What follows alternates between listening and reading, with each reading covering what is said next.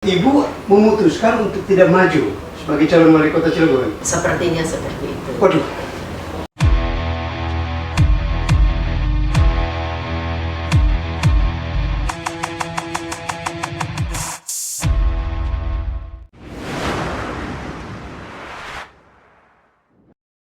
Assalamualaikum warahmatullahi wabarakatuh.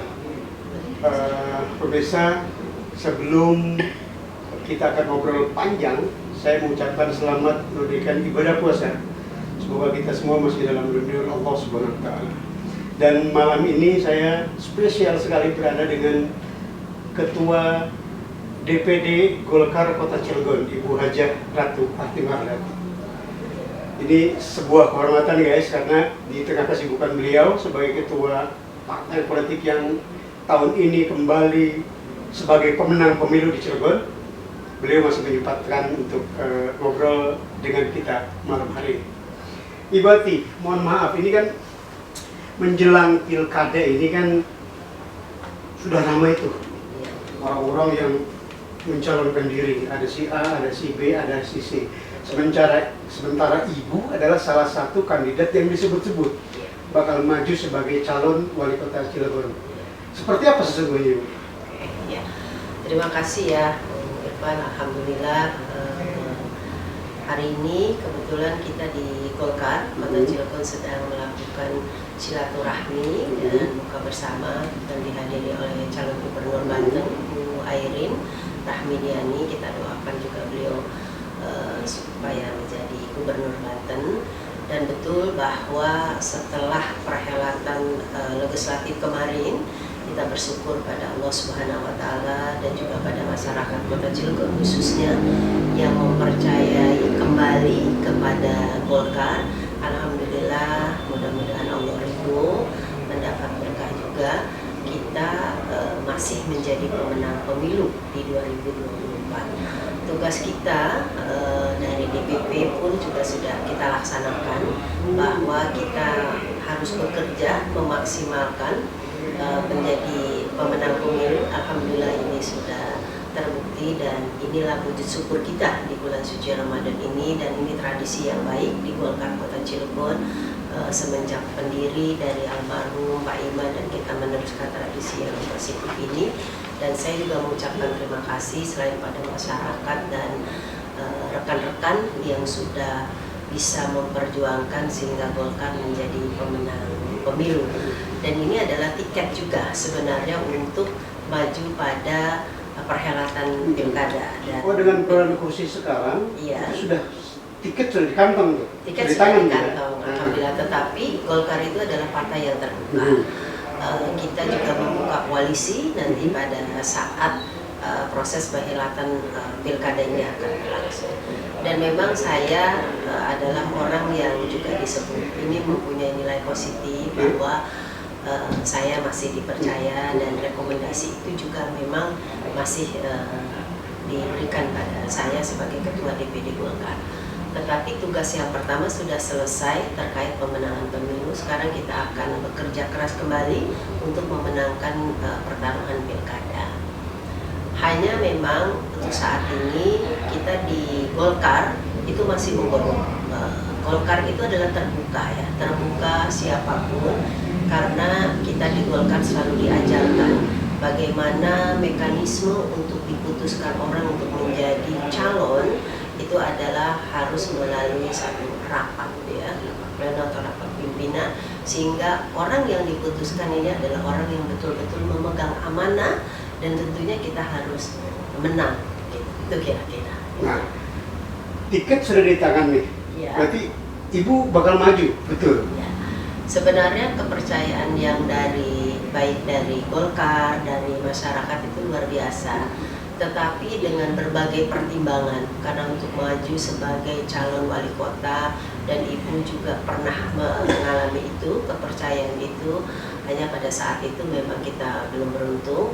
Dan kita saat ini kita punya kursi 8 di tingkat kota, kemudian tiket di provinsinya 1, jadi 9 kursi sebenarnya, jadi 9 kursi. Dan kenapa kalau tadi Bang Irfan nanya, Bung Irfan, bagaimana bagaimana Ibu Ati akan nyalon atau Nah, itu tidak. penting tuh. Nah itu kebetulan kita di keluarga itu sudah ada yang mewakili, termasuk Bung Rizky, alhamdulillah dia mendapatkan calon legislatif dari Partai Golkar dapil Jombang Purwakarta, dan Bu Haja Ratu Amalia juga di provinsi. Nah, kami di Golkar, saya secara pribadi itu melihat bahwa yang namanya legislatif dengan eksekutif itu adalah mitra yang luar biasa, mitra yang saling mendukung, jadi saling perimbangan ya, dan demokrasinya juga harus berjalan. Jadi kalau seandainya hari ini Ibu kemudian nyalon wali kota dan ditakdirkan menang sebagai jadwal wali kota, dan kebetulan ada putra di legislatif, rasanya etika demokrasinya kurang elok gitu ya, karena untuk perimbangan ininya tidak ada gitu.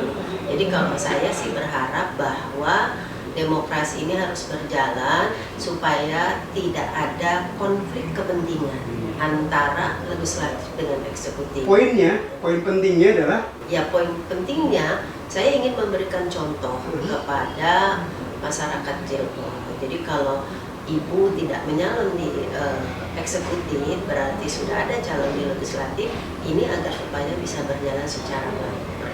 Ibu memutuskan untuk tidak maju sebagai calon wali kota Cilegon. Sepertinya seperti itu. Waduh, ini gimana? Sementara Ibu adalah salah satu calon yang cukup disebut cukup kuat di Cilegon ini. Alasannya apa? Alasan mendasar kenapa? Karena itu tadi ya? Ya itu tadi, artinya kita ingin demokrasi supaya bisa berjalan secara baik, tidak mau ada konflik kepentingan antara legislatif dengan eksekutif. Nah ini yang sebenarnya kita putuskan untuk tidak mencalonkan gitu loh. Gimana sih ngomongnya? Jadi begini guys, kesimpulannya Ibu Ati itu tidak maju sebagai calon wali kota Cilegon walaupun punya kans sangat besar. Kenapa? Karena satu, anak beliau adalah salah satu anggota DPRD Kota Cilegon terpilih. Dan adik beliau, Ibu Hajah Ratu Amalia Hayani juga sebagai sebagai anggota DPRD Banten terpilih. Untuk menghindari konflik kepentingan antara eksekutif dan legislatif, karena ada anak di eksekutif, di legislatif, Ibu Ati lebih memilih untuk tidak maju sebagai calon wali kota atau pemimpin eksekutif. Ini salah satu contoh yang sangat luar biasa ini, Bu. Ibu rela begitu saja? Ya insya Allah, karena kalau misalnya ada konflik kepentingan, ini yang akan tidak bagus. Demokrasi rusak. Demokrasinya jadi rusak. Pembangunan kota Cilegon tidak berjalan dengan baik. Nah, kita berharap walaupun Ibu tidak menjadi wali kota, tetapi saya punya wakil-wakil di legislatif yang tentunya kalau untuk pembangunan nanti di kota Cilegon itu bisa. Tetapi kita tetap kuncinya Golkar menjadi pemenang di eksekutif. Jadi saya juga memberikan kesempatan pada kader-kader terbuka, tetapi tetap itu melalui mekanisme nantinya siapapun nanti Golkar yang akan diputuskan menjadi calon wali kota, ini adalah betul-betul yang bisa membawa amanah rakyat. Karena saya tidak mau jangan sampai nanti sebagai seorang pemimpin belum apa-apa kemudian menghapus segala sesuatu yang sudah kita perjuangkan, terutama pendiri kota Cilegon, masyarakat, tokoh-tokoh yang sudah berbuat banyak untuk Cilegon, tiba-tiba kemudian itu hilang begitu saja. Kita tidak mau di Golkar itu diajarkan etika berpolitik, etika bernegara, dan kita tidak boleh baper dan lain sebagainya. Membangun itu harus bersama-sama. Jadi kalaupun Ibu tidak menjadi wali kota, saya juga masih bisa berbuat buat kepentingan kota Cilegon. Kan saya agak ini, jadi apa ya? Bingung ngomongnya kalau Ibu Ati sudah nggak maju sebagai calon wali kota Cilegon itu. Perhelatannya nanti seperti apa? Agak apa ya? Calon kuat loh guys, calon kuat dan sudah punya satu tiket untuk duduk sebagai calon wali kota Cilegon. lebih memilih tidak maju karena menghormati demokrasi dan etika demokrasi. Kira-kira seperti itu. Lalu sekarang kan bermunculan tuh calon-calon si A, si B, si C. Sikap Golkar seperti apa? Ya. Sikap Golkar karena kita adalah partai yang selalu mengedepankan kaderisasi juga, demokrasinya harus terbangun. Jadi siapapun sebenarnya di Golkar punya hak untuk bisa dicalonkan atau mencalonkan. Hanya nanti tinggal kita lihat mekanismenya saja. Maksudnya melalui mekanisme yang baik. Jadi melalui penjaringan. Penjaringan artinya kita lihat kader-kader Golkar yang terbaik itu yang akan kita usung untuk bisa maju dalam bursa pilkada ini. Semacam konvensi Bisa di Partai jadi Golkar seperti itu ya. itu. Jadi siapapun boleh maju. Siapapun Boleh punya mencalonkan diri, kesempatan, punya boleh kesempatan. mencalonkan diri. Tetapi pada akhirnya nanti kita akan lihat nanti. Karena ada mekanisme partai. Ada mekanisme partai. Walaupun kita dengar ada beberapa ya dari kader kita yang sudah mencoba melakukan sosialisasi, yaitu silakan saja haknya siapapun boleh. Gitu. Termasuk Robinson. Ada, kalau tidak salah ada 2 nama ya yang sudah muncul. Itu diantaranya adalah Robin Sar ya. Itu kebetulan dia sebagai caleg terpilih dan suaranya juga terbanyak, yaitu kita berikan saja semua kesempatan. Semuanya sama. difulurkan silakan. Silakan saja. Tinggal nanti Ya, ikuti. mungkin ada lagi muncul lagi yang lain kan kita tidak tahu. Juga. Tapi untuk saat ini baru itu. Tetapi tetap endingnya adalah ada mekanisme partai. Ada mekanisme. Yang itu harus dituruti. Harus dipatuhi. Harus dipatuhi.